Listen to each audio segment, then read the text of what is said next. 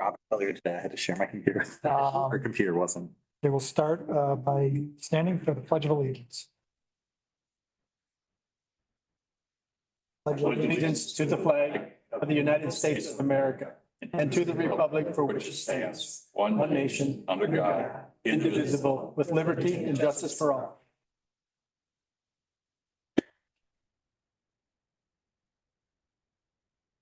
Okay, we have the agenda. Everybody saw the agenda. Do we have any additions or changes to the agenda? If anyone, I just make the recommendation that after Janelle Mott gives her report, we go into the city fire with Chief Edmonds. Yeah, if Chief Edmonds would want to front load your citation piece versus waiting for it to fall where we have it on the agenda, that would be my recommendation. Then your folks don't have to sit through this exciting and powerful Court and Public Safety Committee. they'll never know what they missed if they don't stay. But we'll leave that up to you. If you'd like me to move it up in front of the reimbursement request, I can do that. Okay, if we could do that after Janelle's done with her presentation. They can go in front of me, I don't mind. Well, he's got some other stuff. to Oh, cover as okay. well, so. And my riveting report, I'm Yes. sure, will be a real crowd pleaser. This will give them an idea of what all happens at public court and public So, safety. so that would be my recommendation, just allow Chief Edmonds to front load his. We'll just flip flop those two. Perfect. Uh, And with that change, I would make the motion to adopt the agenda. Okay, we have a motion. Second. Support.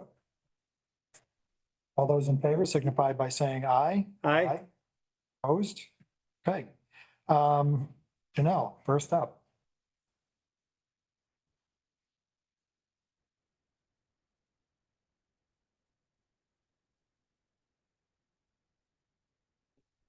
For October, we had revenue in the amount of $85,887.58. Expenditures in the amount of $110,235.52, leaving us with a cash balance of $218.56. Quick question.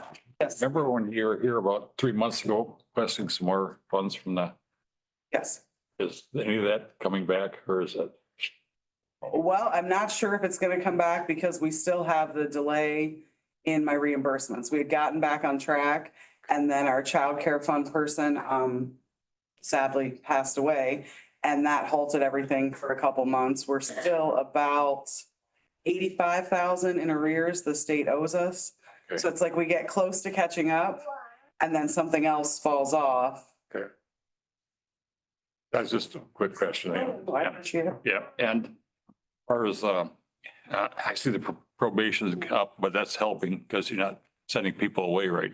Right, and that reimbursement on intensive probation is 75% now. Okay, So some of the October, not that I would intentionally hold bills, I didn't, but because of the way it timed, anything paid after October 1 gets 75% reimbursement. So quarterly wages and fringes are in there for staff.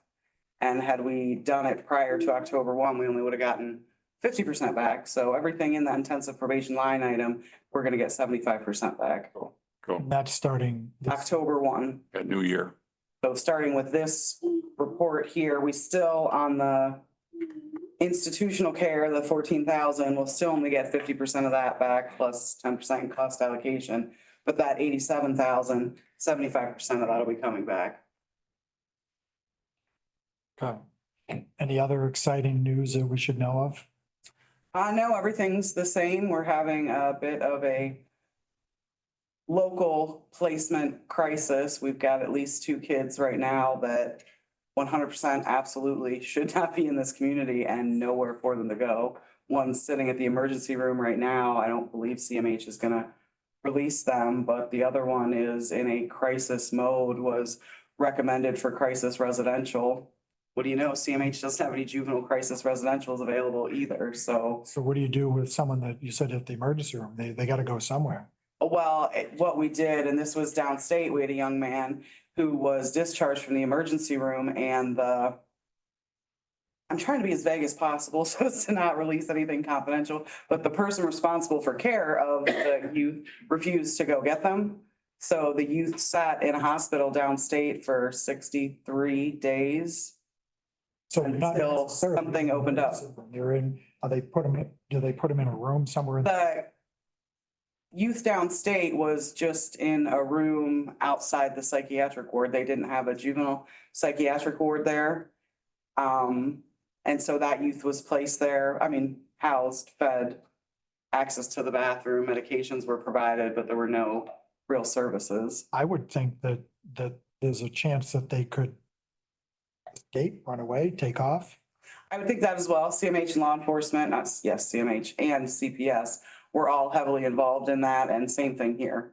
That all of our kids, and I don't know if this is always the case, but it's generally law enforcement call, EMS comes out, youth is transported to the emergency room, and then law enforcement or an adult has to be there with the youth while the youth is there. And they won't discharge a youth unless someone's willing to take responsibility. So the youth we had late last week, I know the CPS worker was there, I know law enforcement was there. I know the person responsible for the youth's care was there. There's generally an adult that has to be there with the youth. That's a long time. It's a huge problem and it's only getting worse. That's the good news. That's, I mean, I take knock on wood. The good news is we're not in a position where I'm here asking you to, rope off a wing at the sheriff's office because I've got 4 kids that have to go there. So Okay. Questions for anyone else? No, we just hold our breath, unfortunately, because well, and my concern, and it's everybody's concern, and we had a youth that sat in a mental health treatment facility for 81 days, not getting treatment because they no longer qualified for services, but they weren't able to be released home. And I was in meetings every single day for the last 3 weeks, and every day they added someone higher up on the food chain at the state to the meeting until there's 35 of us. My judge said, you've got 1 week to get this youth in a placement or I'm holding the department in contempt. And then that brought in really the big guns and ultimately they were able to secure appropriate housing for the youth. But it took that threat. The head of child welfare services is on these calls saying your judge isn't really going to do this. Judge doesn't answer to me. I can make a recommendation, but I get the impression the judge is probably going to do this, that it's 80 days in a psychiatric facility with no treatment.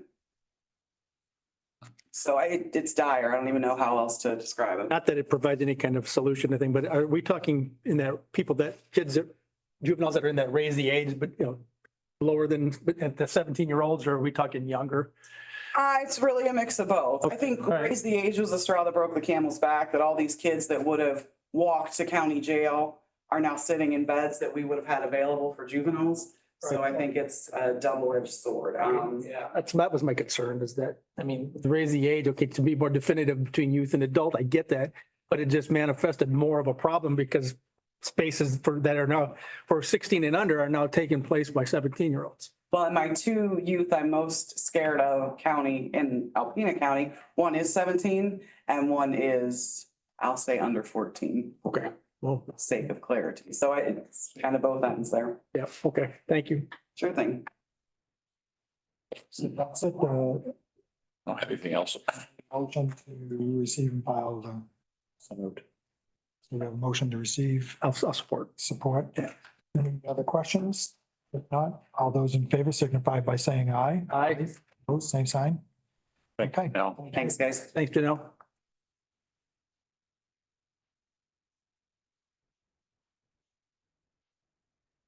you're all set now.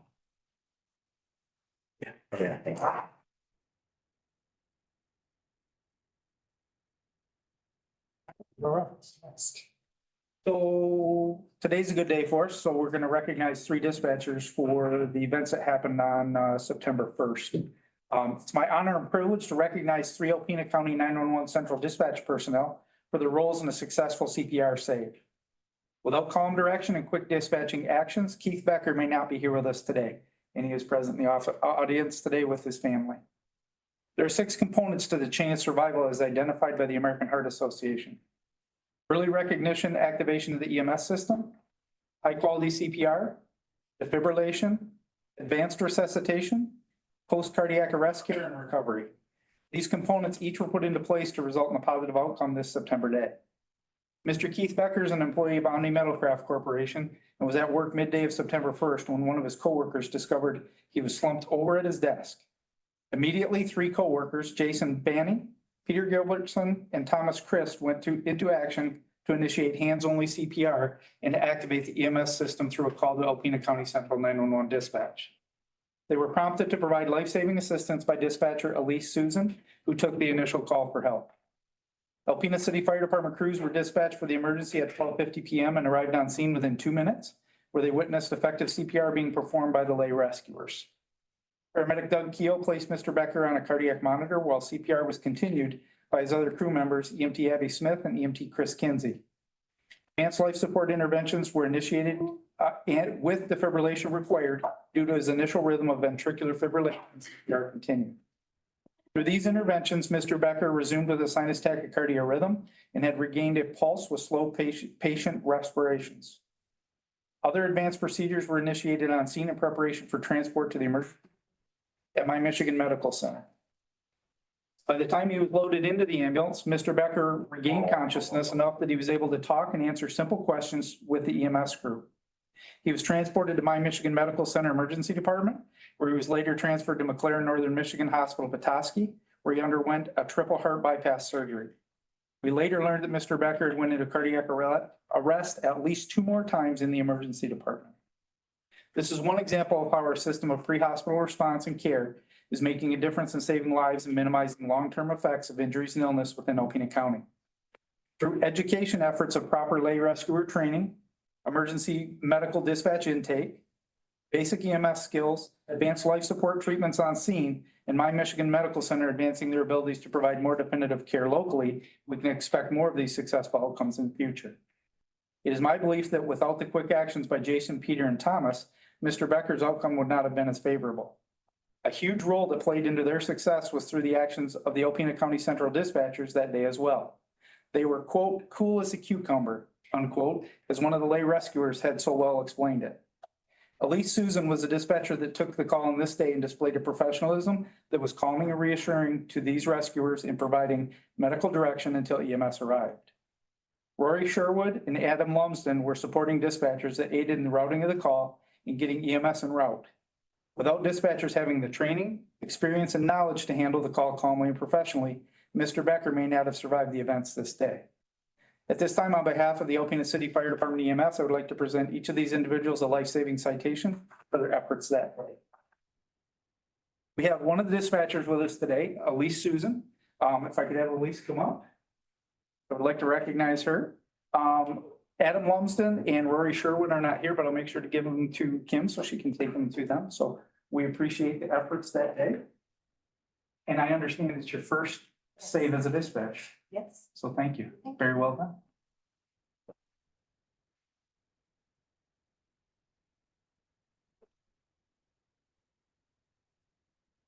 Something short. From what I understand, I just learned that the training that our dispatchers in this area have is to help lay people get through there. From what I understand, if it wasn't for that training, I would not be here today. Are you Mr. Becker? Yes, I am. Oh, okay. All right. Welcome. Good to have you with us. It's good to be here. So when the chief told me about the training they had, I was totally amazed and surprised it's not everywhere. So I told the chief I would help any way I can with that. And I thank you for guiding those 3 men to save my life.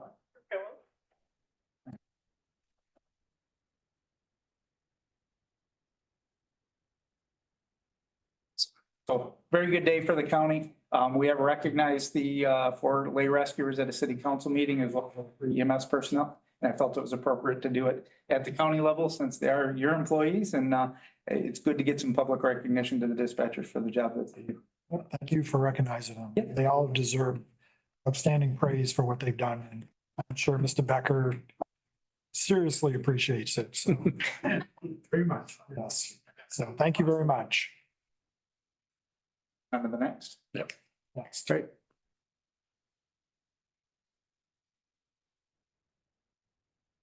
All right, the next one is on a reimbursement request. Under the current ambulance service agreement between the county of Alpena and the city of Alpena, there are provisions for reimbursement for drug box restocking fees and disposable supplies. The drug box restocking fee reimbursement allows for up to $10,000 and disposable supplies allows for up to $22,000 annually. The city of Alpena has incurred $10,350 in drug box restocking fees from My Michigan Medical Center Pharmacy for drug box and drug kits needing restocking from patient care needs for the 2023 calendar year. Disposable supply expenses are currently at $29,647.94 for disposable supplies for the 2023 calendar year. These supplies are utilized in patient care and also exchanged with the area first responder agencies to aid in reducing the financial impact of their services and performing patient care. Disposable items are considered to have a shelf life of less than 1 year and are single-use disposable items.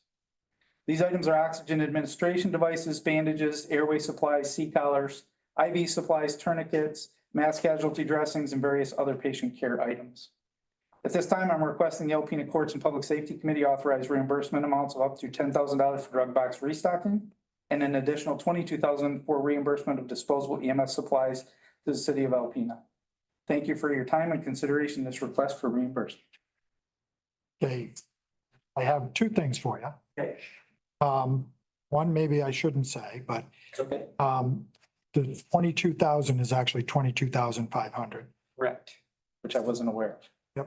So there's an extra $500 there. Because I went in my research, I went back and I'm like, the contract that I had literally said the 15. And then Court and Public Safety in February then approved another 7,500. So the total would be 22, you're authorized 22,500. So that's that. We would request the full 22.5 if we could. Well, and that's kind of, That was an oversight on my half. well, and that's kind of why I'm bringing it up, because I thought either you didn't realize it or could I know we got a little bit of a deficit, but I don't think that $500 is gonna, and it's a separate fund anyway. Say that's a separate fund. Sure. But $500 is still, Yep. And that was an oversight on my part because I'd written down 20,000 or 22,000. Yep. And when I looked, it was actually 22.5, so. We could save the phone for $500. yeah. But so and I have no problem with making the change. Sure. The only thing that I will ask is, in the past, we've had reimbursements through, and actually there's one of the things that, let me just pull it up here. Where is it? I think I put it under the wrong thing. So under, I put it in the wrong location, but we have a ambulance fund bills document that we actually had created. I found this in my files that was revised on 11/3/21, which I guess we would submit those funds through that are using that document. But one of the things that, in the past that we've done is we've had a copy of all these invoices that were sent. So that would be the only other additional thing that I would ask is the invoices be attached and forwarded to us. You want me to do that going forward? You like it for this one as well? Well, we can approve that and then just if you could forward me, because again, you just don't have to write the check until, so we can do that. But I have a question on, not on the 22.5, but on the 10,000. And in your letter, Chief, it says incurred 10,350 in drug box restocking fees from My Mid-Michigan Medical Center Pharmacy for drug box and drug kits needing restocking from patient care needs for 2023. So you have had to pay My Michigan to have drug kits and drugs. Drug boxes and drug kits restocked. Tell me what a drug box and a drug kit is, please. So a drug box is a complete list of, I think there's 32 drugs or thereabouts. There's a fair amount of drugs. Any of the drugs that we would use pre-hospital. A drug kit is a smaller, basically it's medications that we use on a more frequent basis, such as albuterol for breathing treatment, dextrose for diabetics, Narcan, those kind of things. So you have on these on the rigs. Yep, we have them on the rigs. And at some point in time, if you don't use them, they've got to go back to be restocked. And we're paying for that? As we use them. So that's how many drug boxes we've actually used. Oh, okay, so these are consumed drugs that are used by, and so now you're looking to be reimbursed. I got it, okay. But I think restocking, it's like, oh, you're taking it and putting it back on the shelf. The hospital actually restocks all of our drug boxes through the pharmacy. Okay. They're controlled substances, basically. So when they restock them, they charge us for that fee. Do they do that like as you, so if you use X drug and then you pull into the hospital and you say, we just use that, do they then restock it then, or do you go back? We drop it off, we pick up a clean kit. Oh, We leave it there and every day they check that 2 or 3 times a day. okay. So it's a resupply. Supply. Okay, tracking it now. And every service in the medical control does that and they get charged that fee. So Hillman Ambulance, Tri-Township, Alpena, they all get the same thing. It's the same fee, no matter if you use 1 box or you use 50 boxes. They have a flat fee. Okay. And your box is identified as Alpena. Nope, they're all the same. Oh, it So doesn't. they're all numbered. So when we check them out, because they have to track all the drugs that we use. Oh, okay. So if we check out drug box number 10 and we use it, they're going to check to make sure we checked it back in and all the medications are accounted for. Obviously, we carry narcotics in there. Sure. So they account for all the drugs. There's a list of everything that's supposed to be in there, as well as accessories that we use. So needles, syringes, those type of things, administration devices. Okay, thank you, Chief, for the education, yeah. How do they know? I mean, obviously they know now this is missing, but how do they know that you used it on which patient? Because we have a sheet that we have to fill out. It's a patient sheet, has the patient's demographics on it from the hospital that has age, name, date of birth. There's a sticker that goes on it. So it's actually the hospital intake chart. And that goes with the box. Okay. We have to put which drugs we actually used on there. Makes their job a little easier. They inventory the whole box, but they make sure if we used aspirin, for instance, they restock aspirin. They know that's one of the items that they need to look for.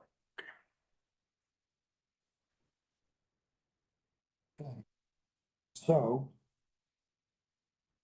with that, we have a motion, and the only thing that I would ask is if we amend the motion to ensure that we have the invoices sent to us with that, with the payment that we're gonna then send them.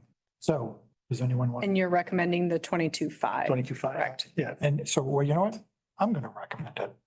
So that's my motion to pay the 10,000 for the drug box and the 22,500 for the reimbursables for the disposable EMS supplies, and get the invoices sent over to us. So there's my motion. I'll support that motion. Okay, motion by me, supported by Commissioner Francisco. Any other questions, concerns? If not, all those in favor signify by saying aye. Aye. Opposed by the same sign. Okay. Thank you. Next, Chief. Thanks, Chief. Okay, Kim, your turn. I thank Chief Edmonds again for that recognition for our staff. Just a little side note, our dispatchers are all required to be certified in emergency medical dispatch to maintain their positions. And they are required to complete 24 hours of continuing education every 2 years to maintain their certification. So they put a lot of work into it. I have a question. Yes, sir. Side note, but so when you talk about the certifications, who pays for that certification? So, for the EMD, a lot of that is paid for by the state. We receive training fund money from the state separate from our other funding. And that funding can only be used for training that the state has specifically put their stamp of approval on it. So we have a regular training line item that can be used. There's a mental health, maintaining your mental health. There's a lot of those kind of classes out. A dispatcher can sign up for that. We can pay for that from our regular 911 funds. But to utilize the state training funds, it has to be a training program that the state has approved, meets their criteria. And the 24 hours have to be from classes that the state has put their stamp of approval on, that those classes meet their criteria, their standards for continuing education. So I guess where I'm trying to go with this is, so are any of our dispatchers, are we making them pay for the training Okay, The funds from the state can even be used to help offset not offset, to pay for their travel expenses. So when we get back, for example, a hotel bill, mileage, things like that, we can charge that directly to that training fund line item because the state will cover all those expenses. good enough. Thank you. Yes. And I want to talk to you afterwards. If we could, just remind me this conversation. I'll remember, but. So anyway, one last thing on that, I want to again, just put the invitation out if any of you would ever like to come and sit a spell and dispatch and watch. And see what happens in there, open invitation, just let us know and we'd love to have you come. Commissioner Francisco would love to do that. For anybody who doesn't know, he used to have my chair, so he sat there and listened to a lot of calls. It is truly a privilege to be part of that team, a small part. I will never in my lifetime forget the first time I sat at my desk and listened to a dispatcher giving a family member CPR instructions. When it was over, I realized I had been holding my breath the whole time. It never gets old. I just now remind myself to breathe every time because you know that no matter what happens on the other end of that phone, that family's life has changed. And our staff, they take it pretty seriously and I'm really proud and that's a hard act to follow, but just to give you a few updates on things that have been going on for us. So I gave you all a flyer before the meeting started. We had the fun opportunity to take part in the trunk or treat downtown this year. And as in years past, the Alpena Buick sponsored all of our candy for us. As you know, we're very limited in what we can spend 911 surcharge money on, and Halloween candy is not one of those items. So the Buick dealership has historically given us funding to take care of the candy. My last estimate that I heard, there was about 1,500 kids came for trunk or treat this year. So as part of that activity, we made these pamphlets last year. One of our dispatchers has gone into the elementary schools and talked to the kids about calling 911. So we repurposed the pamphlet about kids in 911 and we handed those out to the parents. As the kids were getting their treats, we gave the parents the pamphlet on how to teach their kids about 911. And that's a messaging that the kids in 911 and texting 911 are two things that we're really trying to get the message out into our community. So I thought I would share those pamphlets with you. We did receive notification on Friday that through our LEPC committee, we are receiving just shy of $2,800 from the state for hazardous material emergency preparedness grant. And this is reimbursement for activities that we've performed in our office in conjunction with our LEPC committee. This was reimbursement for 3 offsite response plans that we processed. One of them was a brand new plan that Al created and the other 2 were reviews. And then the state also reimbursed us for Al's time that we tracked while he worked on that.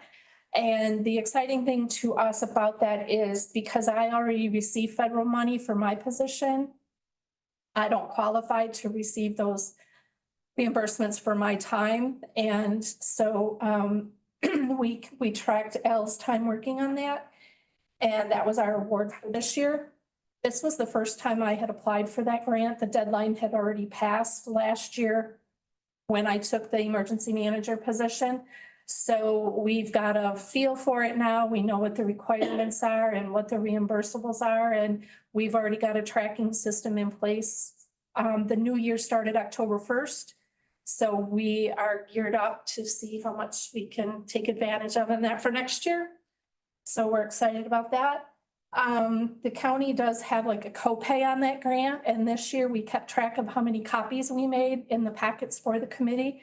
And we were able to satisfy that copay with just using the copies that we made. So we were happy about that. Another thing, we were just notified we're going to be receiving for our Emergency Operations Center. Region 7 Homeland Security is buying 86-inch touchscreen TVs. So we'll be receiving one of those on a wheeled cart for our Emergency Operations Center. So the large screen TV that we have in there currently was purchased with COVID funds. Because our backup center is located at the sheriff's office, we've already talked to the sheriff to see if there would be room and would it be okay with him if we moved the current one out there, and he was gracious and said we could do that. So we'll be moving the current TV that we have and making room for the new one from Homeland Security. Friday, I attended a public safety grant training. Yep, So that TV is going into that. the training room, yeah. Yeah, that's our backup EOC. So we're gonna move the TV over there in case we would ever need to use it out there. And of course, it'll be available for the sheriff to use should he have a use for it as well. So we have a couple of items on our capital improvement plan. And we are going to be on the hunt for some large grant dollars to assist in those process. So I had the opportunity to attend a webinar Friday for public safety grants and obtain some really great information. There's going to be some new tools available online after the first of the year. So we are super excited about taking the dive on that. We have about $500,000 worth of equipment that's on our capital improvement plan. And so we're going to be looking for some grant help in those endeavors. And that training was really beneficial. And as soon as the new product goes online, it's in beta testing. I'll make sure that you have the website because there might be something there that would be helpful to you as well. So we were invited last week for training in Gaylord with the National Weather Service for some weather preparation training for the winter. So we attended that. We had been invited in the past to go do a tour of their Gaylord office. So while we were over there, we took advantage of that, and that was a really interesting experience. We got to see their weather balloons and got to walk into what looked very similar to our home in the dispatch center, but we got to walk into their forecast room, and that was a neat experience for us. Our weather sirens are undergoing their annual maintenance this week. The end of last week, we became alarmed to see that they were all offline. Thankfully, we don't use them this time of the year. So while they're here doing the maintenance, they're taking care of the other issues that we're having. I bring that up because the weather siren line item was discussed at the budget meeting. So I'm thankful we have that money sitting there, but they're taking care of it this week. And by spring, they will long have been repaired and back online and waiting to take care of us when the warm weather hits here. I think that's all I've got. Anybody has any questions? Yes, sir. I have a question. Any update on the old radio tower disposition, or have we decided that that's still functional and we still need it, so it's not going to be disposed of?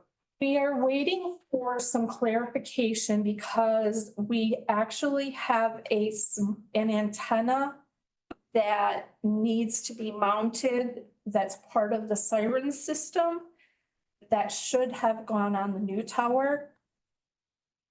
But I wasn't involved in that part of the new tower planning.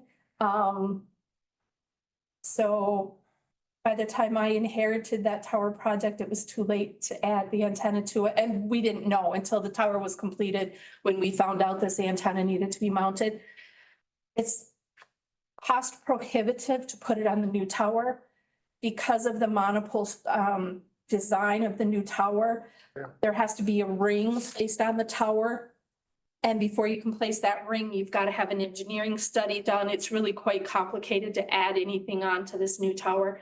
So we're hoping that it will be an option to put it on the old tower, but we're waiting back from the state on some of the specs for that before we move forward to decide what is what. We have to make sure that that's going to give it enough of a lift to do what it needs to do. So where is it? Where's that siren antenna? Excuse me, now? It is in our radio room. Is it functional? Yes. Okay, so it's functional in there, and what you want to do is put it on the old tower to give it even better. That's what the tentative plan is. Okay. Yeah. Okay. And we've discussed it with the state and Is there anything else functional on that old tower at this time? There's a plan, I got it. Right.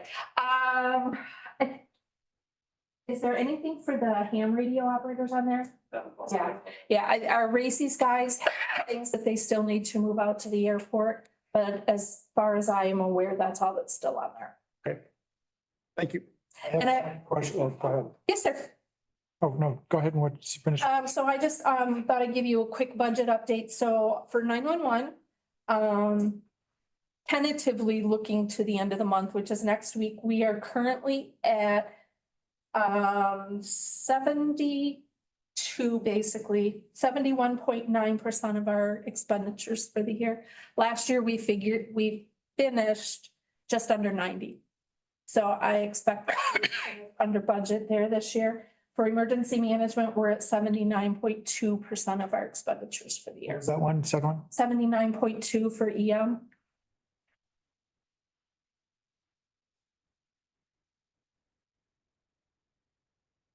Thank you for your time. Oh, I had one question. Yes, sir. So when we were talking about the new tower, we talked about, if you will, renting out space. Have we done any of that? Has that anyone approached us for that? They have not, and I was not part of that discussion, but the way it has been explained to us is because of the design of the tower, that before anything can be placed on there, there has to be the engineering study done. And the rings that go on there are very heavy, so it's not as simple as what it would sound. They would have to do the engineering study to calculate where the best place is, depending on how much it weighs, what the person want to be putting on the tower, and then taking into account the weight of the ring. And who would do that? Us? Because I don't think the average person is going to say, I'll pay for. Who's gonna pay for the engineering study? The person wanting to rent the space would have to pay for that. There's no way that I would agree to That's what put I'm that out of my I budget. can't imagine then them, That, they'd have to yeah, have a really strong desire to put something up there. right. I think the only people I can imagine would be commercial users. So if there's a strong enough business case for them to do an engineering study to put a cell tower antenna up there, then sure. Right. Do the study and see where it takes us. Yeah, nobody has, but that said, it's only been live since August, so we're still short term. We're still getting great feedback on the increased service from the tower, so that's really good news, regardless if we ever are able to do anything else with it. We're getting really great reviews from the partners that depend on it. I was gonna ask both the chief from from the emergency response and the sheriff from law enforcement, just to, not that I'm looking for corroboration, but it's just nice to get other feedback. I mean, The new tower has been huge for us. Okay. So it has been a huge improvement in service. Okay. Radios, we haven't found any place yet that they won't work, including in DPI. We went inside the mall, we've been pretty much everywhere. Pagers, same thing. We'd be in Walmart, pagers go off, you hear them. So, Okay. I can say from us, we're very thankful. Definitely help with words. Lieutenant or I still call him Lieutenant Chief Hamp, Right. had called us and he has been so thrilled with it. He actually wanted to meet the project manager for Motorola. So when she came to drop off our final paperwork, we called him and he came over and met her and shook her hand and thanked her for all the work that she put into it. good to hear. Okay, So thanks. we have had really great, everywhere we've gone in the community and done testing, it's been rave reviews. So everything's been loud and clear. Awesome. Thank you. Thank you. Yeah. Hey, next up is Catherine. So you have in your materials, some proposed revisions to the ambulance fund fiscal policy and procedure. These are proposed because in meeting with, the new chief, we were kind of going through some of the ambulance fund policies and they realized that they had not actually made a request for reimbursement from the county and had been leaving these dollars, untapped. And so in reviewing the policy, we wanted to make sure that the policy was aligned with what they needed in terms of reimbursement or work from the ambulance fund for supporting the services that they provide. So there's not a lot of changes here. Most of them, most of the policy fund changes are really just kind of making sure that we've got the right language in here. Mostly in regards to the ALS, which is the advanced life support, the BLS, basic life support. Making sure that we are clear that it's not just eligible fire departments, but also first responder departments.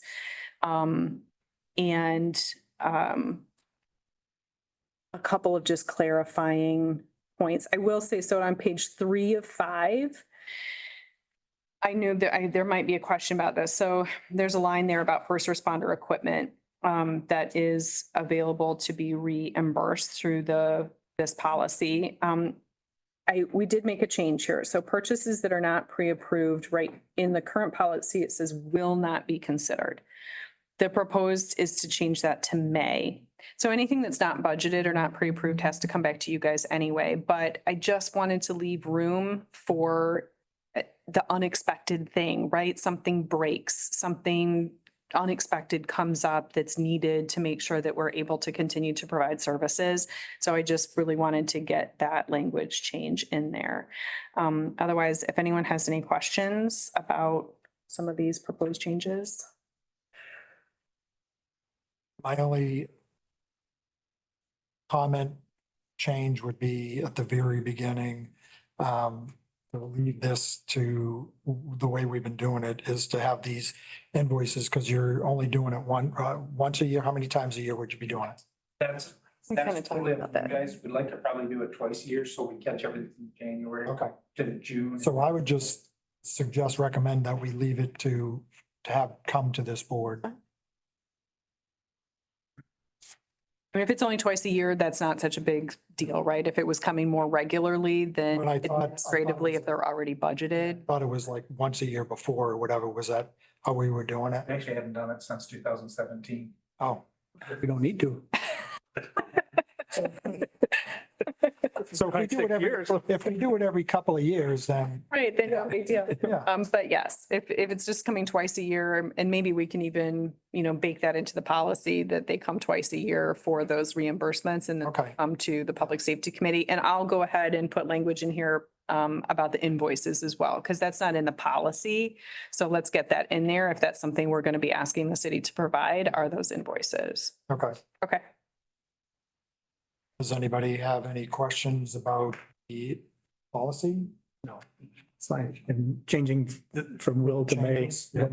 that's totally, Well, and then whatever she just mentioned. too. yeah, exactly. Yeah, no issues. So I will make those adjustments and bring that back to you guys for approval. Okay. Okay. So then the other document that you have, well, the next one is the city ambulance contract. So the current city ambulance contract does run through the end of 2024. But the city asked that we start discussing this ahead of time. One, to make sure that we had plenty of time to discuss it if there were any issues or concerns. But two, because the millage also is up in 2024 and will need to be renewed. And as you guys recall, there have been discussions about the fact that under the existing contract, which is a 4-year contract and a 4-year millage, that contract had called for the replacement of 2 ambulances. Ambulances have gotten really, really expensive. And the thought, We just got rid of one for $7,000. I know exactly. Whew, tell you what, that made it all better. 7. I know exactly, which is way better than when we sold the previous one. And better than the 1, 2 that we got rid of at the junkyard. Right, yes. But the discussion was perhaps we didn't need to replace one every 2 years. We could go every 3 years, but then in order to catch the cycle, it made sense to extend the contract to a 6-year contract. So that for the contract, we're still replacing 2 ambulances during one contract period, but therefore it's a 6-year contract period instead of a 4-year contract period. And then there were, again, some language cleanup issues as we went through this contract, mostly in regards to, again, the ALS and BLS language. Some of the licensing and language has changed about what is required and what the chief believes is the most appropriate allocation of resources to make sure that we are getting appropriate services done. So I don't know if you guys want to go through that. Obviously, the chief and the city manager are here to answer any questions that you guys might have about some of the proposed changes. We have gone through these, but wanted to make sure you guys had a chance to look at it and ask any questions. And I'm just trying to understand 2 Bravo under scope of services. One additional unit licensed as either ALS or BLS to be available. Additional personnel arrive at the station or to replace one of the vehicles required in subsection A. So this is a 4th unit, as you're saying? We have 6 vehicles in the fleet that Okay. we're transporting. 2 of them are city owned, which are ALS. Okay, County owned, there's 3, actually 4 right now that are ALS. What I would like to do is downgrade one of those to BLS to have it available. Due to staffing, we have 8 basic EMTs right now. okay. With callback, I may have 2 basic EMTs. At least then I can send them out on a call. Right now I can't. They have to hold at the station. So I have to make sure I'm constantly calling back paramedics instead of basic EMTs. So it allows me a little more flexibility in staffing. Now, that doesn't mean that they're gonna transport BLS, because if they go out on the call and one of my crews frees up and they need a paramedic, we'll send one of the Echo units, which is again a city-owned vehicle, to intercept that, to be able to get that paramedic care. So we just need the flexibility to be able to get the best deployment. Okay, it gives you flexibility and management to best utilize And the equipment. Yeah, provide the service with the equipment with the available personnel. correct. Okay. I think I got it, but I was, So good. yeah, I got it. Okay, thank you. So you guys know, we have 6 ambulances, 4 city-owned, 4 county-owned. And we have 2 Echo units that are staffed with all the paramedic stuff. They just can't transport. They're a Chevy Tahoe. They have the equipment, so they do intercept. And are they the ones that are kind of stationed out throughout the county? Wilson, Long Rapids. Yeah, The okay, other one's at the station. We actually use it as a chase vehicle if we need to. okay, So if we have a bad call, they have a basic and a medic or 2 medics. It's a bad call. We will send that vehicle out. Okay. thank you, Chief. I appreciate that. I was just trying to wrap my head around that part of it. Okay, I don't have any other questions. Thanks. Okay.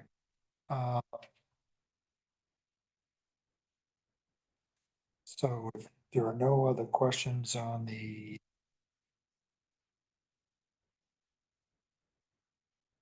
well, this Service is- agreement on the, Well, contract, so the contract, as you said, technically, we're just working through that because the contract does not renew until the end of 24, which would be on January of 25. correct, but we could go ahead and enter into a new contract now before the old one expires. Well, the downside to that is then we're going to pay more money.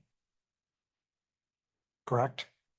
So yes, one of the things that this, From 940 to 1.1. I mean, that's what we're pulling in terms of the millage right now. Well, and so I personally want to make sure, and I don't know if you have the numbers. What are the total numbers right now? Because I know 911 has money. There's other places that we're spending that.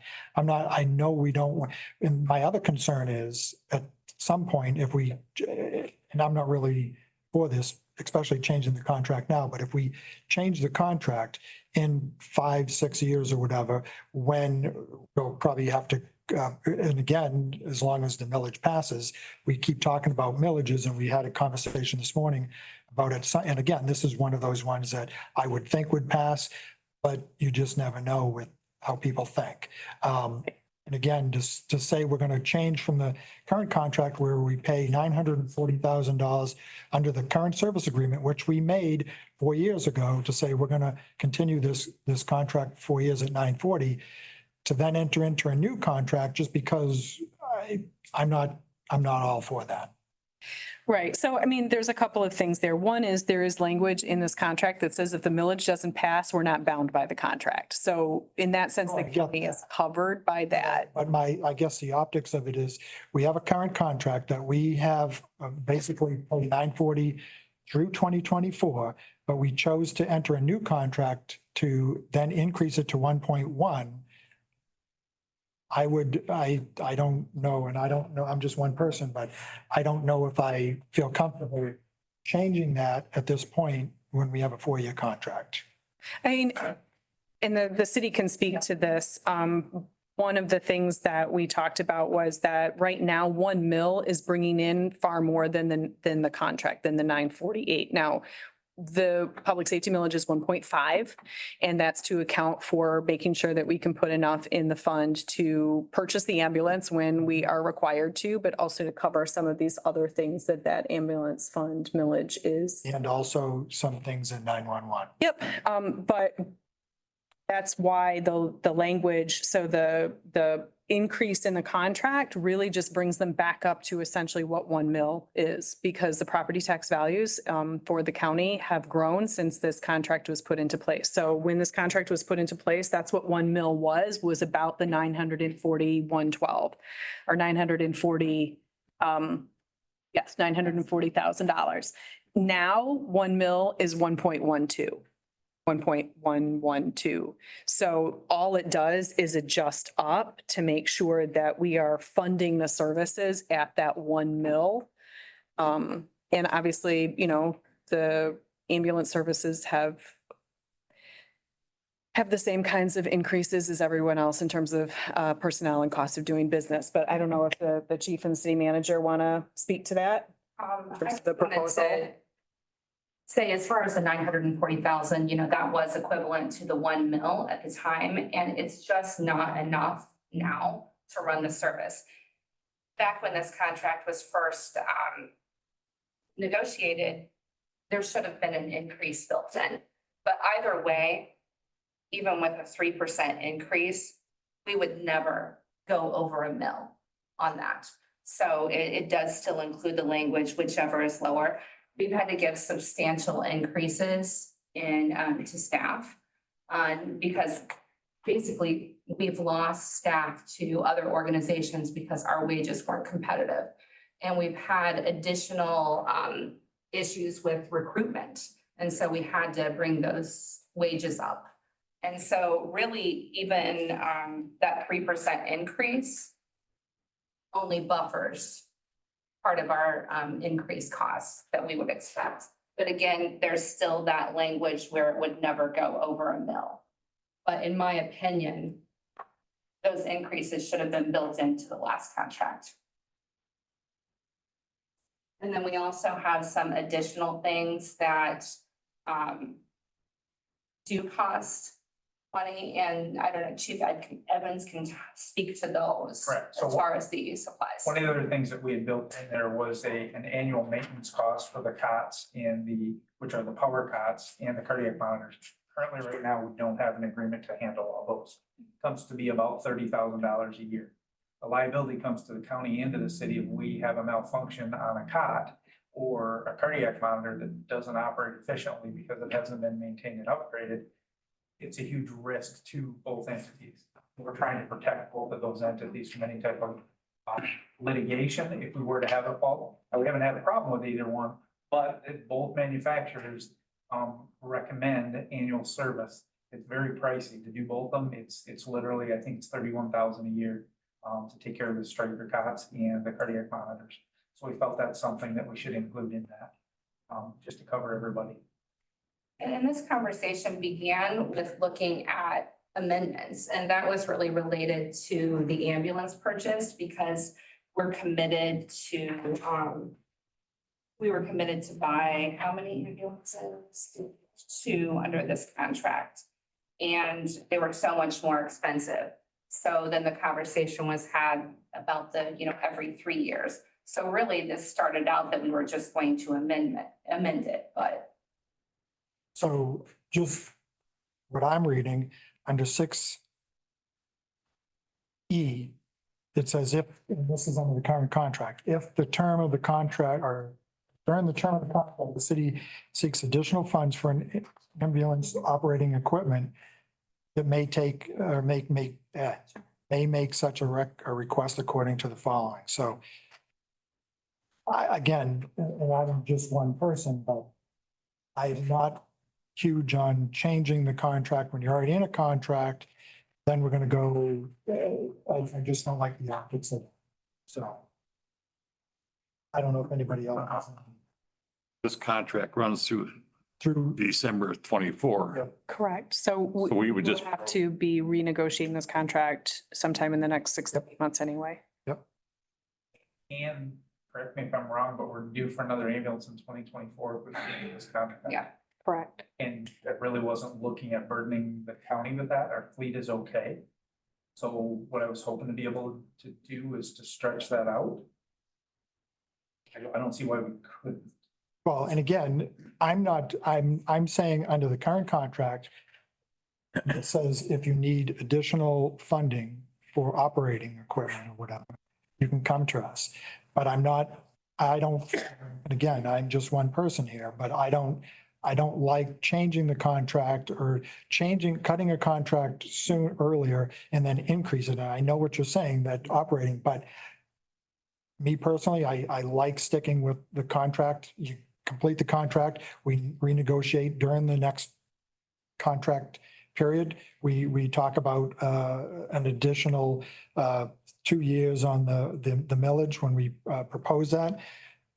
And again, I feel, I don't want to be speaking for everybody here, but when we have a contract, I feel like we need to stick to what the contract is.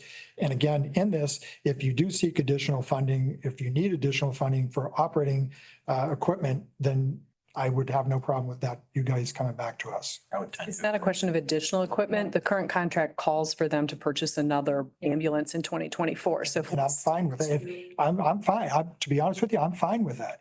And then when you enter the next contract, obviously, we're not buying you an ambulance on year one. Because we're gonna, if you get to year 3 and then 6, that's when we buy those ambulances. Well, and that ambulance wouldn't be available for 2 years anyway. You have to fund the money now. The purchase is gonna happen 2 years from now. Because it's taken that long to build an ambulance. But in this current contract, that's what we did. So, and again, I'm just the one person here, but And I mean, I am not such a stickler to, well, because we have the contract, we have to stay there. When we've talked before, 940 was what 1 mil was when we started this 4 years ago. Mhm. And now it's more like 1.12 or something to And that we're effect. using city taxpayer dollars Yeah. to supplement the cost of providing this service. And I agree, this was not a good contract for us to get into in the first place, leaving it at 940,000 and not accounting for an increase. And that was at the beginning of me being here during COVID. So, it's not something that I would do now. But we are going to have to, and we have been using city taxpayer dollars to supplement providing this service. That's what it comes down to. That's why I'm here asking for this to be considered and for an increase. Maybe there's an option to consider an amendment to this contract. But we thought, since we do have 1 year left on it, and then the village needs to be renewed at the beginning of next year, then it would align with that cycle. With this, yeah. So that's why I'm here, is trying to get the funding needed to provide this service to the county. so in your comment about when the original contract was entered at 940, it's similar to then this contract, which is saying is 1.1, which goes 6 years, same thing. So how do we know in 4 years that the 1.1 won't be sufficient to cover the, well, your millage, Lower. Yeah, what's that? It's whichever's lower, the Yeah. 1.1 million or the Right. 1 mil. so we build in that increase, which helps us buffer some of our increases, because in our contract for the next 2 years, we're bound by a 4% increase to our paramedics and EMTs, which is, our contract, but, that's lower than, what I would anticipate inflation is going to be over the next couple of years. So, again, fully admit this probably wasn't a good contract without the increase, but I'm here to hopefully either amend that for 1 year or just consider you know, since we have worked on how this should look for the next 6 years, to at least consider amendments or a new contract beginning with, you know, when a millage. You could amend this contract to say up to 1 mil, which would be your 1.1 for this year. Right. Then when we negotiate the new contract, then it goes from, goes from there. Just, I mean, you're gonna, the 1 mil is what's in the contract. That's 1.11252. But then would you also be in support of purchasing another ambulance for 2024, even though we probably could stretch that out? This contract still says we should get an ambulance in Well, we 20. have the money in there. What's that? Would the money be there in that? I don't know. That's what we were looking at is Right. if we don't need it, can we stretch it out so that the county gets that benefit of not being burdened with that? Because our fleet is actually pretty strong right now. Well, it could go in, that could, if the millage gets passed, then we can go into the 6-year contract. And it could be that first year, get them, which should be probably the third year before you got the ambulance. Then you get order a new one in the third year, which you probably get in the 6th year. And we're at what, at least 300,000 for a new ambulance, or was it closer to Closer to 350? 350. Yeah. Yeah. And the prices went up since COVID, of course. We used to be able to get it for 100, 200, even fire trucks, we used to be able to get it for about 500 and now they're running 850. 850. So, John, would you be opposed to doing that, amending that to go to 1 mil? Bringing it up to 1 mil? Well, then, again, my concern would be, so if we do that, we'd have to just make that more than that one amendment. Because if you're saying that we would push the ambulance back, we're not gonna then, you're gonna request then the ambulance in 24. 24, and then we'd have to fund it, and then you're not, because in effect, we're funding it, where we only put aside 200, right, or whatever it was, 200, because in this contract, it was 200 per, Tier plus the power cuts. yeah. So where would that put us? So we would still, for this budget cycle, we did not put 200 aside because we purchased an ambulance this year. We got away with a lower amount because we purchased, Well, because that was right, from the Should have been a township. 22. Yeah. It should have been a But it- 22 purchase. right, but it should have been the previous year. So we're all off. We're all wackadoo, which is part of the reason why we thought, well, maybe it would be cleaner to just do a new contract. But that being said, we could amend this contract to say no purchase in 2024. And then up it to the 1 mil with the understanding that January 1 of 2025, we will have pre-negotiated a contract that would then go into effect in January 1 of 2025. That we certainly could do, and that would match up because you will have to put the millage on the ballot in 2024 because it will have to go on the December 2024 tax bill for the 2020, for the first collection for funds in 2025. Here comes me. I understand. So we purchased the ambulance last year, This year. this year, I apologize.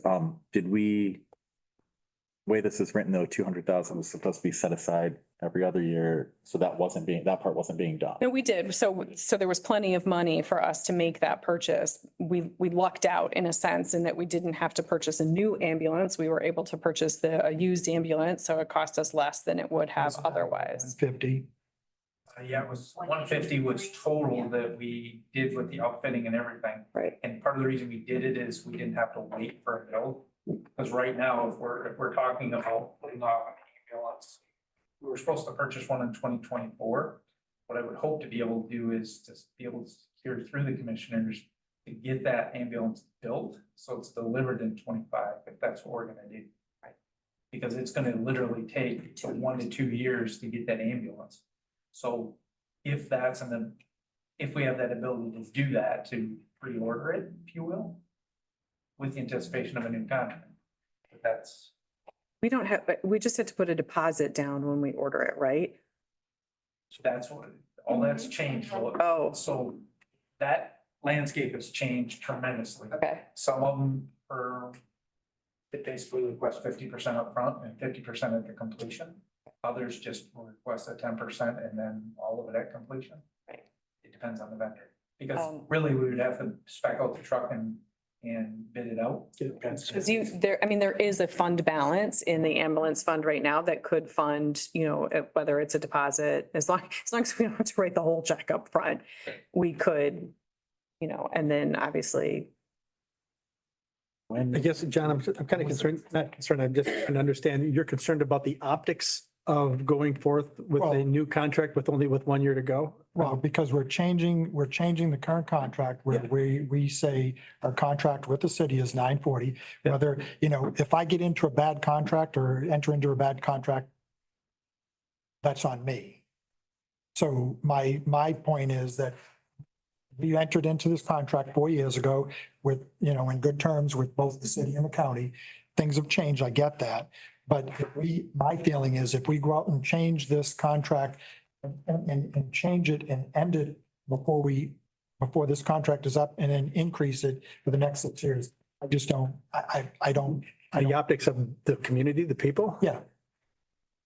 I would hope that they understand the differences of, the cost of doing business and the fact that, do we, take the city and twist their arm and say, well, the contract says, so we're going to hold you by it, or do they understand that? Like Bill or that was mentioned, we could amend it because I'm not opposed to if you need additional funding.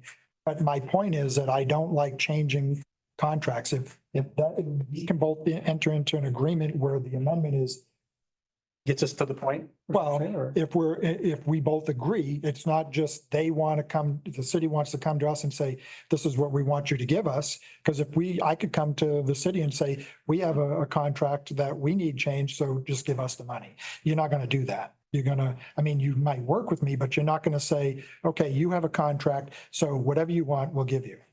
Chief, when was the last ambulance purchase other than this year? The one that we just purchased, when was the last one purchased? I would have to look because the city has purchased two of them, Alpha 105 and Alpha 109 that we purchased for the long distance transfer program. So I'm not exactly sure on the exact date. Was that before I came? I'm gonna say it's at least 2019. Yeah, they purchased one, I was I think it's Yeah. 2019. 2019 or 2018. Thank you. It might have been in 18 that we got delivered in 19. So I have the list here, which was effective 2021. I don't have a new list. The chief before you. just- Yes, he sent me the list. And so at this time, and I don't know, these might be, some of these were gone. This was actually effective on 6/30/22. We had A104, A103, A102, and A101. What are the years on? Does it have the year with them, John? Yep, 16, 18, 14, and 12. So it was one of those ones that we just got rid of. Yeah, I think we got rid of. We have to go back and look. I just not by rating up. Isn't that the A104? Yes, I believe so. The only thing, sorry. Yeah, I was just gonna say, next to it, he put county, county, county, county. So all the ones that we own were the ones that I just, and I don't know, you have an updated 18, list? and Send it to me. 18 would have been the one that was on that committee. The last one we purchased. So between COVID and supply chain and, we're off in terms of the contract. The only other thing I would add, Commissioner Kozlowski, is that specifically the millage language is that 1 mil is for ambulance services in the county of Alpena. So, I think from an optics perspective, the fact that we might raise this at the end of the contract to give the city the 1 mil for the services, that's what the millage was passed for, that 1 mil. The 0.5 is Get all that. additional things. I would be more comfortable looking at an amendment to the contract than saying we've canceled that contract or we've ended that contract, we've entered into a new contract a year before I would rather at least look at that before we. All right, so we will get, An motion that we amend that contract to include 1 mil. you want language to come Yes. back? Okay. You're gonna do that thing. So I will work with the city to put together a draft amendment, but then the question is, do you want to go ahead and pre-negotiate the 2025 contract, or do we just want to set that aside and pick it back up mid-year? Yeah, we can set that aside and bring, Yeah. Well, we have now until, You have until the end of the year. I mean, I would love say to we'll just, place before. Yeah. let's take care of the amendment first. Okay. But let's not wait until halfway through the year. I think, No, we need to, our second quarter or something. Yeah. Get it. we need to get the amendment done, Yeah, that's ASAP. correct. But the actual future contract, let's not wait until the ninth inning. Let's get that done early on. So the city and everybody, we all understand. Yeah. Are you okay if as part of that amendment, we incorporate some of just the language cleanup in terms of the ALS and BLS stuff? Yeah. Okay. As long as we know what was changed. Yeah. Yep. Now I always try to give you the red line. Okay. How would you like to proceed then with the 2024 ambulance purchase? Well, I think what I'm hearing from the commissioners is that they would like that to be part of the amendment, is that we would not purchase a new ambulance in 2024. That being said, if we're anticipating an ambulance purchase in either 2025 or 2026, we probably want to talk about how we pre-fund that. I mean, obviously, we've been putting aside money and we didn't spend all of the money that we had been putting aside previously. So there is a fund balance, and maybe that's something we can address in this amendment. If we can secure it now, so that the price is at today's price and not 2026 or 2025 price would be. well, you could bid it out, chief, find out what, if it's 10%, and if you could get a bid for 10% down, go ahead and buy it, because it's not going to be till 26 anyway. So I mean, it's going to be at $24. So there is a way for us to do that is what I'm asking. I think there is. Yeah. I can live with that. Yeah.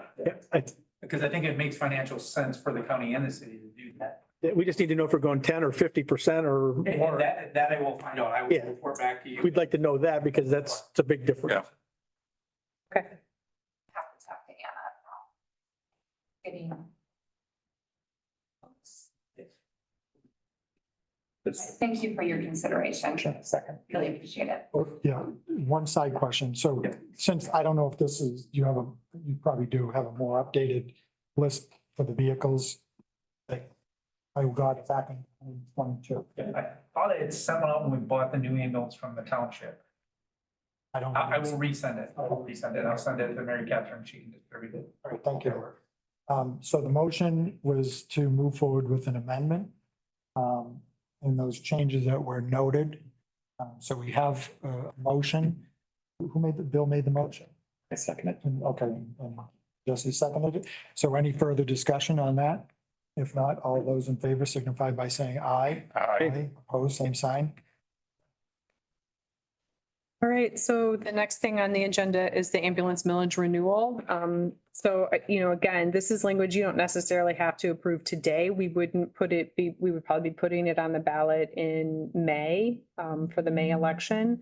But in the interest of, crossing our i's and dotting our t's, because we were talking about the potential ambulance agreement, I put this on at the same time. So what you have in front of you is the ambulance language that would go on the 2024 ballot to renew that. And that would be to renew it at the 1.5 mils, but instead of for 4 years, for 6 years. So, and maybe I'm changing happy to glad, but I hope it's not that. It says, in there, it says for the purpose of funding ambulance and emergency services countywide.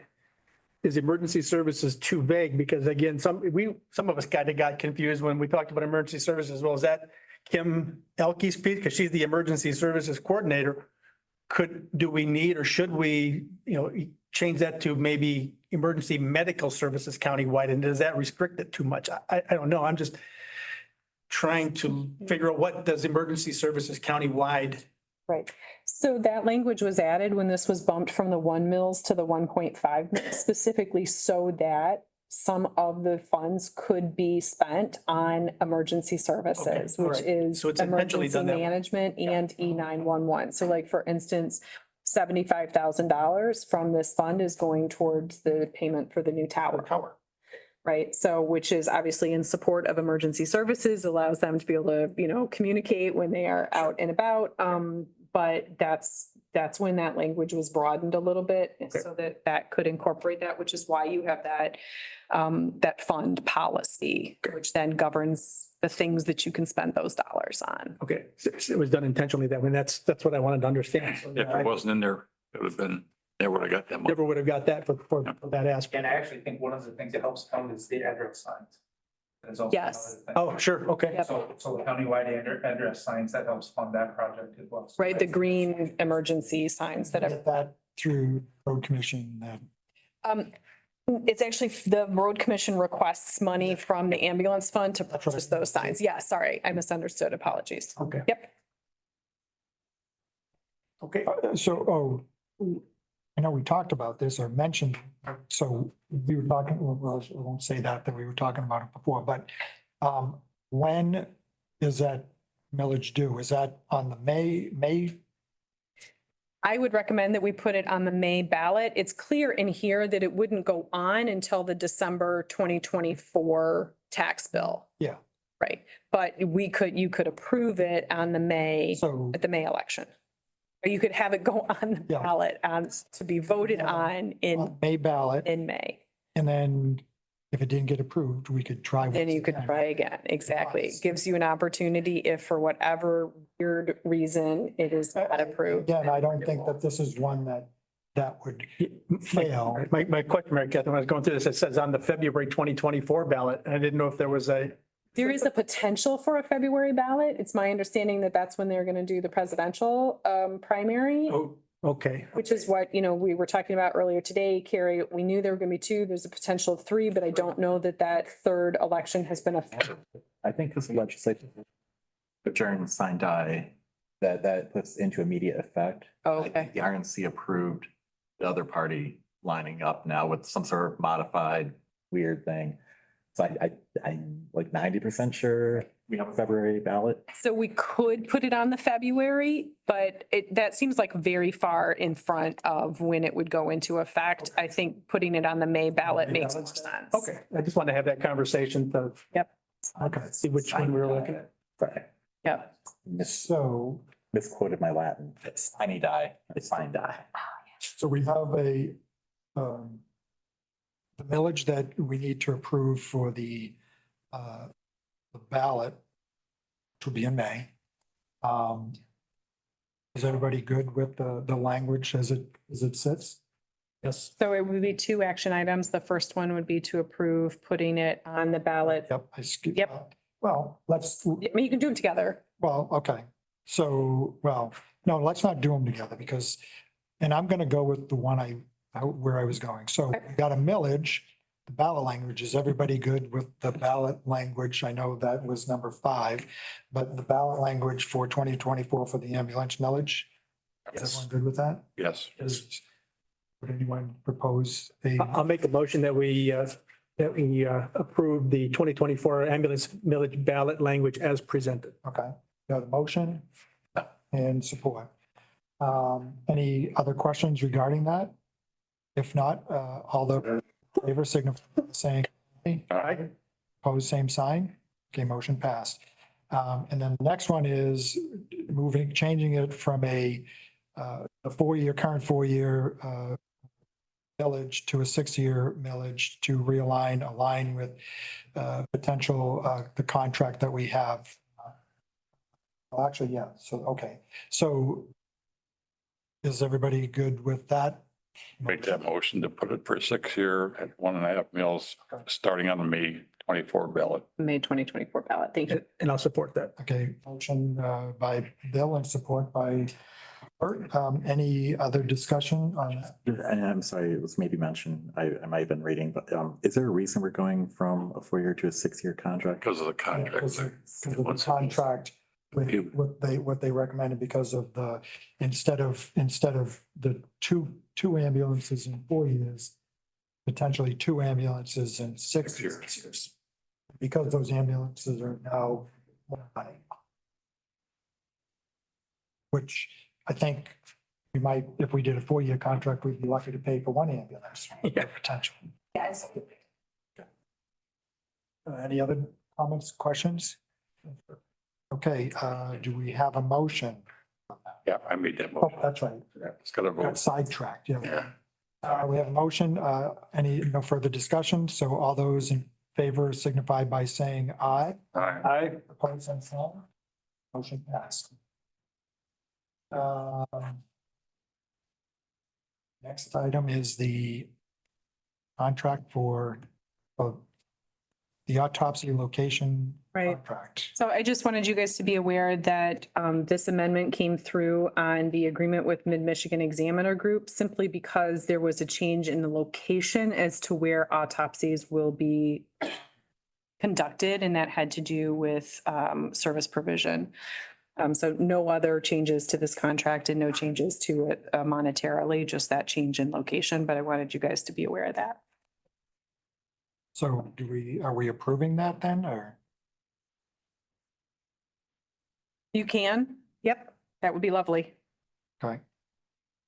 Because there was no motion there to the thing, so I'm like, oh, this is for information. Okay. Spot. So if everyone's good with the agreement, contract agreement for the autopsies, let's get this. Where's the what county is the new location in? Is it it's still in Alpena or is it? No, the autopsies are downstate. We transport. So what was the change to that? I was trying to find. Yep.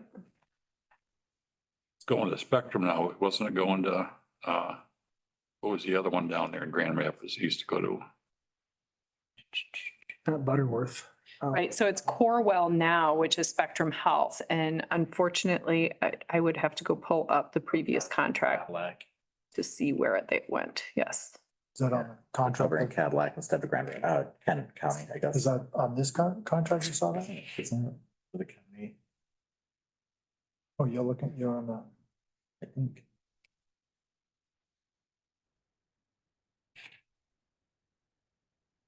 It's right here. Spectrum Oh, Health. yeah. Yep. Corwell To Corewell, with copy to Spectrum Health. well, that says. No, that's, Says the county Cadillac. Well, I mean, who sent this over? Corewell? no, it's Mid-Michigan, who was our contract service provider. Yep. So I mean, I They- don't know if this really makes a huge difference to us where they do autopsies. It doesn't. It's Corewell is who they work through to provide those autopsy services. It's no other than the location, that's the only thing. That's the only thing that is changing. I was just curious if it was gonna have like a longer delay and sometimes I know like we've had autopsies in the past where it's like very, very long wait, so. just I've never know. never had an autopsy. No, as far as I know, those have not been particularly, they have been getting those autopsies done in pretty good turnaround. Okay, so I'll make a motion. motion to accept the new contract with Alpena County to Mid-Michigan on the location for the autopsies. We have a motion, support. Support. We have motion and support. Any other questions? All those in favor of this signify by saying aye. Aye. Same sign. Okay, motion passed. Okay, next item. Radio discussion. Well, so I know Kim had asked me if I think it was, had asked me if we wanted to put it on there. But now after the budget meeting, I don't know if we really have, think we might need a little bit more time because now we're gonna have to come up with because didn't we use that money in a sense to? So it was one of the things that we didn't get a chance to cover this morning because we ran out of time. Yeah. In making the change of the $250,000 over to the ARPA, from the ARPA fund to the general fund, it reduced the amount going into the 631 fund. So instead of right now, as part of the 631 fund, which is the equipment replacement fund, instead of $200,000 for radios, it's $100,000 for radios, which could allow the sheriff to purchase some portion of the radios. And, you know, obviously the budget hasn't passed yet, so that's just what is modeled in the budget at the moment. Okay. Yep. So I guess, obviously, we're not looking at covering the 200 right now. We just have to look at a portion of those radios. Sorry, Eric. No, I said, with what happened this morning, I suggest that we what we got is not gonna shut down. Visit. But we're talking job. And I know we've looked at that and I know you kind of made a recommendation on which one that the company that you thought we should go with. I can't remember it off the top of my I head. think it was Kenwood. Kenwood, I mean, you're getting good quality for Okay. there's the price you're spending. So do you guys, how do you feel about moving forward, making a motion to? What was the total price of the Kentworth, Eric? It's been a while since I looked at it. It was like 203,000. Yeah, it was just- The whole project in Kenwood's. I guess what we could do is allocate the money to the sheriff and say, you know, like we said before, here's your money, do with it what you will with regard to the best deal you can get for the radios that are functional for you, sheriff. And I'm not a radio expert. You know, let's go with this product. Well, so we allocated, like you said, 100. So we go with 100 and let you figure it out. For 2024. For 24, check, yeah. Do we have to make a motion on that or because we already designate? Okay. That would just be part of the budget. Good with that? Yeah, and I think if, Kim and I can get together and look at grant opportunities and not run out and spend the money, but take some time and find some. So there's gonna be that new tool out after the first of the year, and you can separate it by like what category of public safety you're looking for, whether it's EMS, fire, law enforcement, 911. We'll definitely Right. see if we can leverage that $100,000. Yeah, and I know the legislature keeps thinking about how to better support public safety at the local level. So hopefully there will be additional funds there. Okay. Take your time if you'd like. I could make a motion that we receive and file the last 3 reports. I think we've all read them. I don't know if we have to do it individually. Really? I want to go through. Did you? We have questions on every. I mean, the only thing I would note is that obviously you have the ambulance fund balance sheet in your materials, and right now there's $1.2 million as a fund balance, so. I'm fine with receiving and filing all the ambulance funds, the medical examiners, veterans, unless somebody has any other questions. No? Good to go. Okay, so was that a motion? That is a motion. Oh, okay. To receive and file, I'm sorry. Motion and a motion by Bert and a second by Jesse. Any discussion? If not, all those in favor signify by saying aye. Aye. Aye. Opposed, same sign. Okay, we've received and filed those.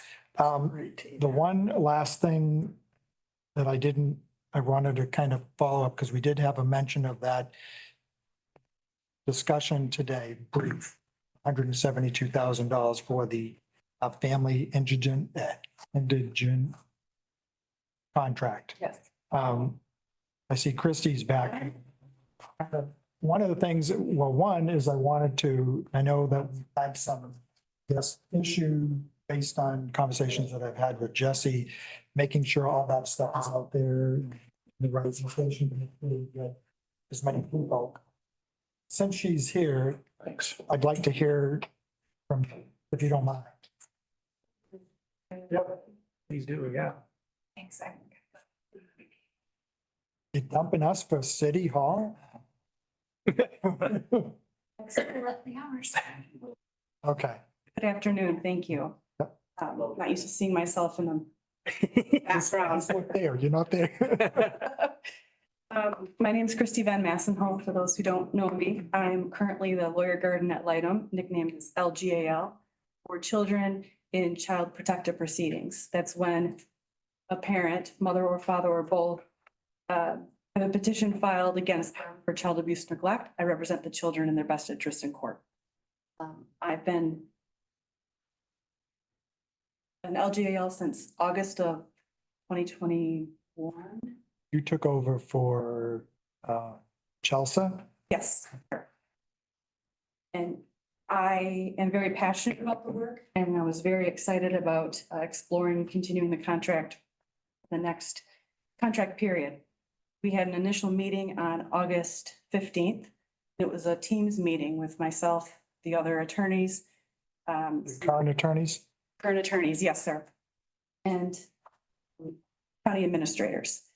And where we left the meeting was that the county administrators would get back to us on our comments regarding the contract. And the next communication I heard was an email on October 25th having a attached press release. So I was a little disappointed on how that played out because I was hoping to have someone reach out from the county, and I guess I could have been misunderstood, but I thought that we're gonna get back with the county about what to expect. It was not posted anywhere. It was emailed to me, not even to all the current attorneys. Then I looked on the website, it wasn't a job posting, it wasn't in the press release. And then it wasn't posted until November 8th, 2 days before the deadline. So the November 8th posting extended the deadline. And so I took advantage of it, or I'm taking advantage of it and getting additional letters of recommendation. So then on November 13th, there was another email asking for the flyer to be posted somewhere. And this email was sent to all Alpena attorneys. Just feel, and I'm toyed with whether I actually come and speak to the commissioners. Because I don't want to offend anyone, because I am seeking a continuum of the contract, because I love representing the children. But I also think regardless, it's important for the commissioners to know that the way this was handled, I feel that, and I know that my colleagues have expressed the same to me, that it would have been nice for some more transparency and clearer communication instead of wide gap of time without hearing anything from the commissioners. That being said, I do want to take the opportunity just to put a face to a name, because I have been on this for a while and I absolutely love representing children.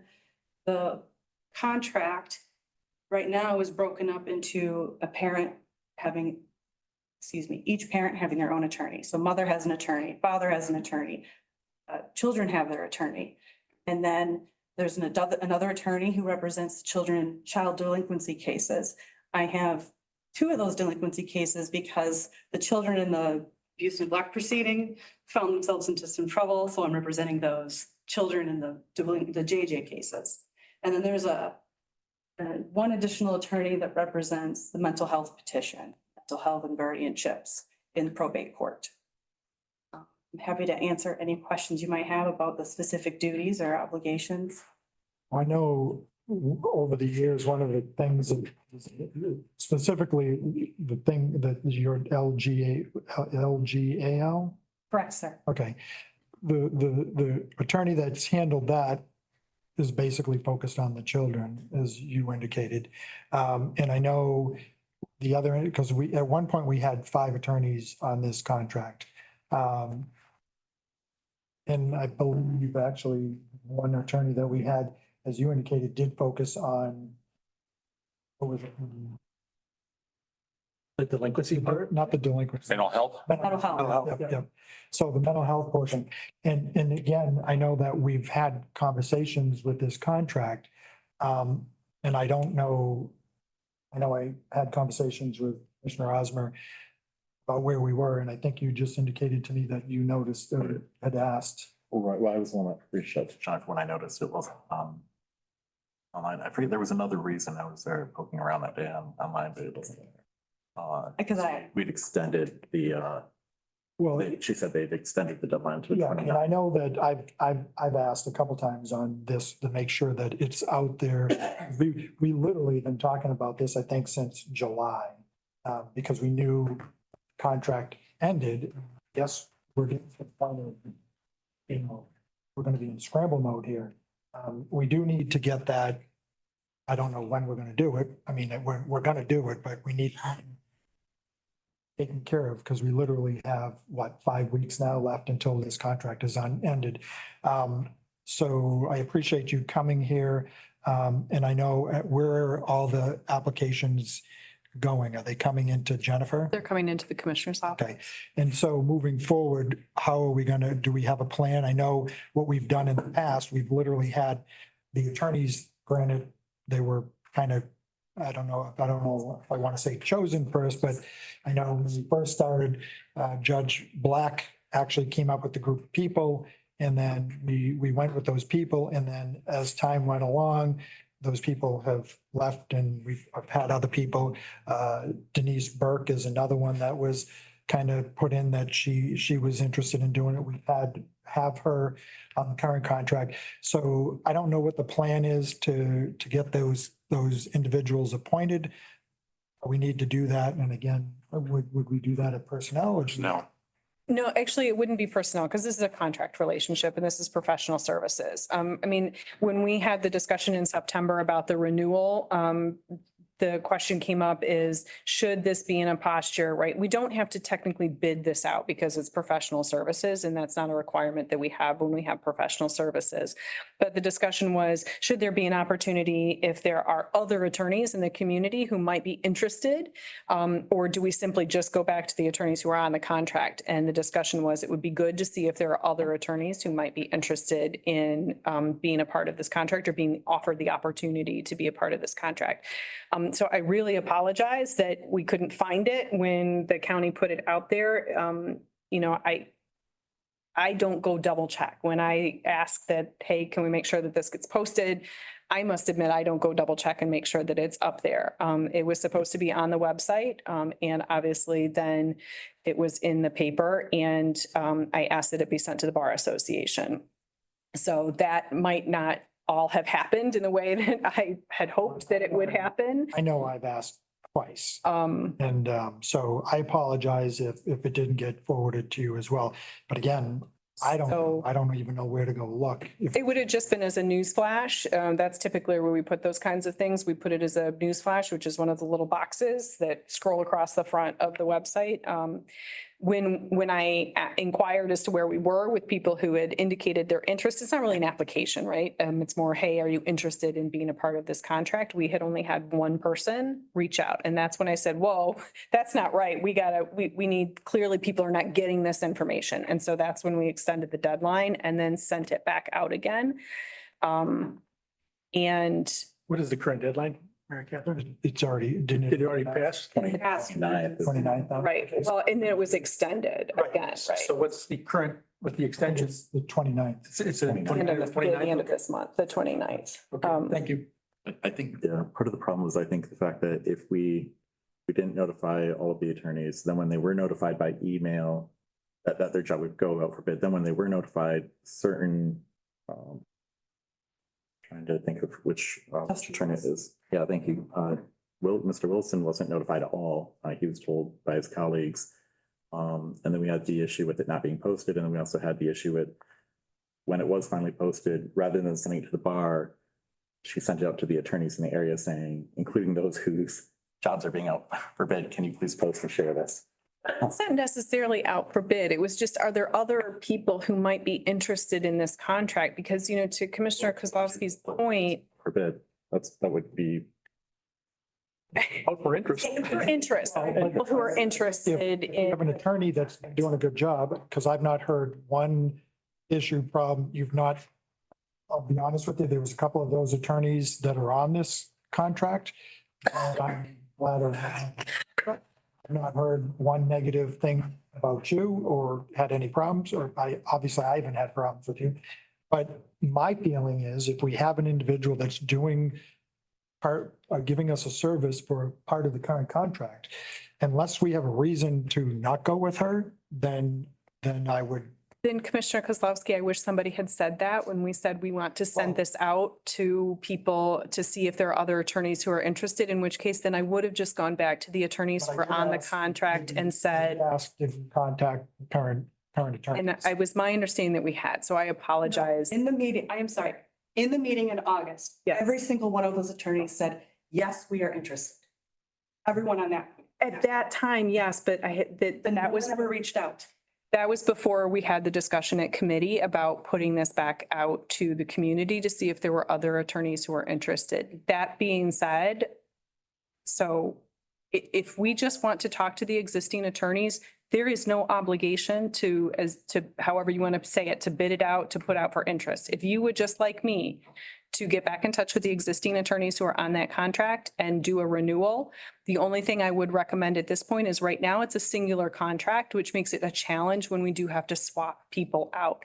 So my recommendation would be to do individual contracts with each of those attorneys so that if for whatever reason an attorney asks to be removed or circumstances change such that we need to make a change, that then we just have to amend the one contract as opposed to the multiple I contracts. know that what we've done in the past, so when you and probably Denise took over, I think that individual attorney found somebody to replace. We didn't have to go out and do it. So I'm fine with, and again, I don't know where we are with all the attorneys, if anyone. No one else at this point has reached back So out, we but haven't it, really had any interest. I would, and again, I have no problems. Again, I don't, I know the other attorneys, you're the only one that, and this isn't a negative thing, but when we've had those meetings, you know, the other ones have come and complained about different things.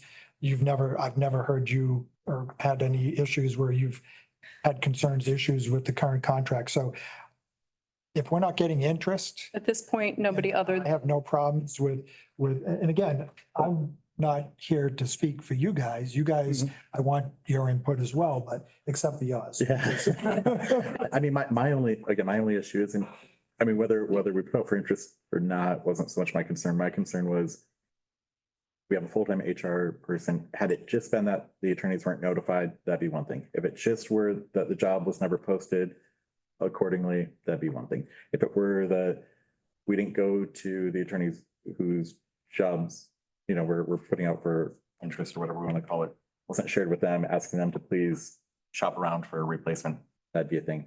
It's just the fact that this was botched from beginning to end. Okay, so what do you propose we do about it?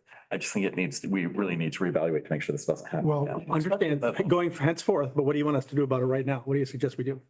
And again, I'm Flog the offender? I mean, what do you suspect? Okay, we got it. We recognize it, but it's botched. So what do we do? That's why I don't, I Is mean, my point. I leave that to the administrator. My issue would be, we should be on record basically saying this isn't good. Let's do better next time. We made a mistake. Yeah. Okay. and, Got it. and if we have no other interest, then I think we need to start, especially, and again, I don't know what the plan is, but my thought is not totally change everything. If she does LGL, she needs to continue to do LGL. Yes. And again, I don't know if we want to, So at this point, my recommendation would be that I will split the contract and send, because we did have discussion at that meeting about some things that the attorneys would like to see a little bit different in the next iteration of the contract. And I do have those notes, so I can go ahead and make those changes and send those out to those attorneys. so we'd have to, actually, that'd have to be, would come to Yes. public safety. And then it would come back to courts and public safety after they have approved their versions, right, of those which leaves contracts. us Literally the next meeting. Or I can bring them directly to the Finance Ways and Means meeting at the 1st of December. Okay, do that. Okay? Are you guys good with that? Okay, because my concern is if we kick it, although, yeah, we could kick it to, then if we don't agree with something at finance, then we can kick it to back to courts and public safety and then forward. Our full board, exactly. Okay. I will get on that. Thank you. I don't know, that me is the last of our discussion. I mean, unless anybody else, it looks like you're already back. Move to adjourn. No, my computer went off, so Okay. I just put it away. So I have a motion to adjourn. I have a motion to adjourn. You made them, I'll second your motion. For him, so we have a motion and a support. So all those in favor signify by saying aye. Aye. Opposed, same sign. We're adjourned. Thank you.